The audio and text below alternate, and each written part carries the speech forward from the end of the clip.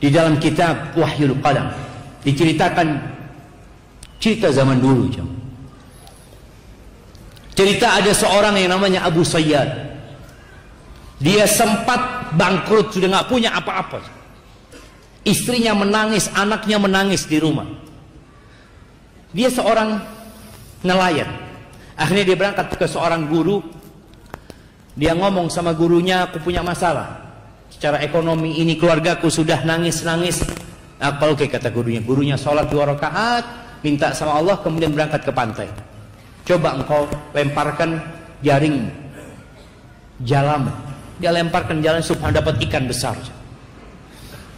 Dijual ke pasar. Kemudian dia belikan roti. Kalau bicara dulu jamaah, makanan itu masya Allah nikmat yang sangat besar.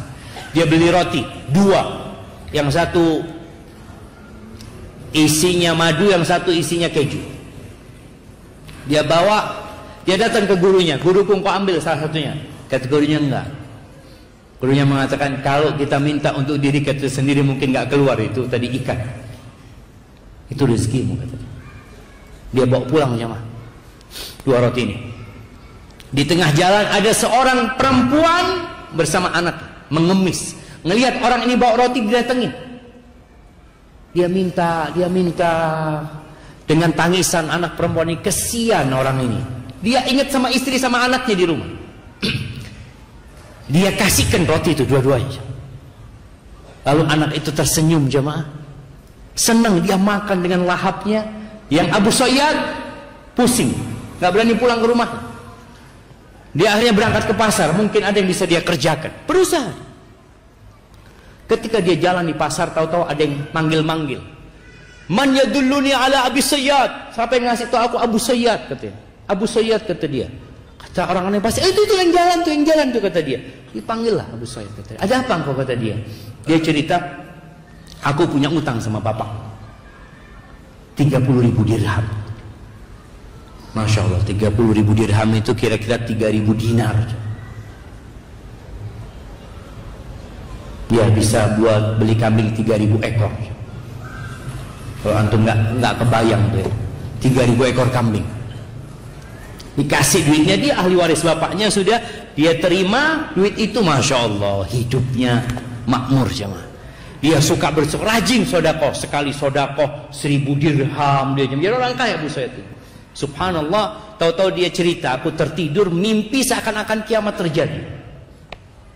Dipanggil Abu Sayyid, hadiri penimbangan amalan.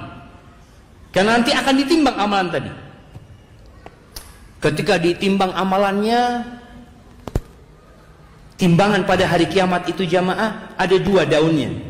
Satu timbangan kebaikan, satu isinya dosa-dosa. Allah mengatakan fa amma man thaqulat mawazinuhu fa huwa fi 'ishatir radiyah. Yang berat timbangan kebaikannya, maka dia akan berada di kehidupan yang baik. Ketika ditimbang itu lebih berat dosa-dosanya Abu Sayyid.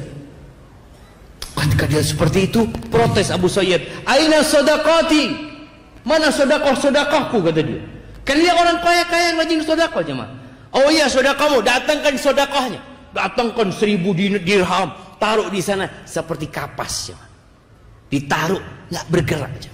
Datangkan 1.000 dirham. Kenapa? Di setiap dirham yang dia sedekahkan, fihi syahwatun nafas, ada syahwat nafs. Syahwat kepingin sedekah. Aku kepingin, aku senang sedekah. Aku suka membantu orang lain. Aina Allah? Kalau engkau sedekah hanya untuk kesenangan, bukan lillahi ta'ala. Ketika melihat itu Abu Sayyid lemas jemaah. Lalu dikatakan innaka la tudzlamul yaum. Kau enggak akan dizalimi hari ini. Kata dia. Masih ada amalanmu kata dia. Apa lagi kata? Ada 2 roti kata dia. Kata Abu Sayyid 1.000 dirham aja enggak ada. Beratnya apa artinya 2 roti itu? Ditaruh roti itu jemaah. Itu timbangan jadi sama jemaah. Dia lihat ya Allah kata dia. Bayangkan. Sedekah yang sedikit, tapi ketika ikhlas lillahi ta'ala, yang gak ada syahwatun nafs sama sekali di situ, jadi berat. Kemudian dia mulai optimis Abu Sayyid ini. Dan ada satu lagi amalan. Senyuman perempuan, anak perempuan itu ketika engkau kasih roti. Tahu jemaah, di antara amalan yang paling dicintai Allah, sururun tudkhiluhu ila muslim. Amalan yang paling cinta Allah itu kegembiraan yang kau transfer kepada hati seorang muslim. Jadi senyumnya anak perempuan ini timbang. Ketika ditimbang jumplang itu jemaah.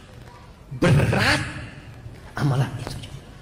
Maka ketika beramal tolong sering kita bermuhasabah. Jangan sampai amal soleh kita ternyata nggak ada bobotnya pada hari kiamat.